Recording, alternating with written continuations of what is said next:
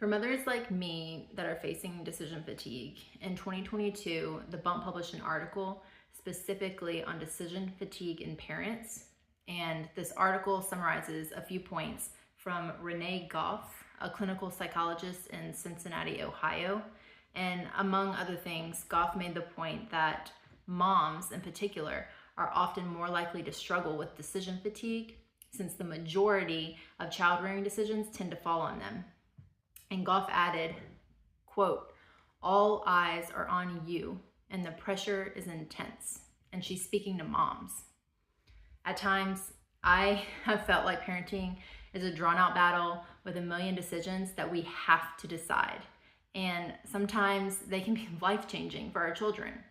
You know, in particular, what you're up against. And recently, in my time in the Word, I came across this biblical response to facing battle. And it specifically was in the case of indecision. So we see in 2 Chronicles 20, King Jehoshaphat. At the time, he was the king of the southern portion of Israel, and he receives news that a great multitude is coming out against his people in battle. And the text tells us that in response, King Jehoshaphat seeks the Lord and he fasts.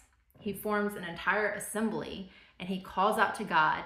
He praises God, and he recalls how God brought his people to the promised land.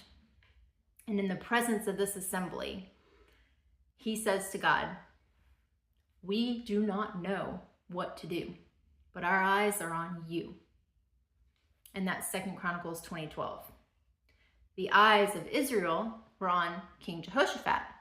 And the pressure of imminent war was intense at the moment. And he did the thing that he was meant to do.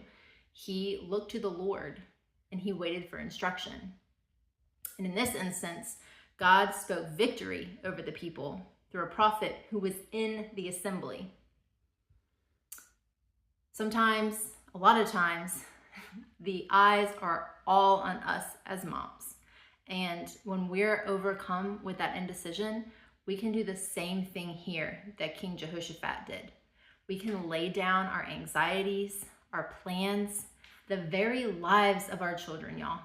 We can tell them, we can tell the Lord, "Lord, we do not know what to do, but our eyes are on you."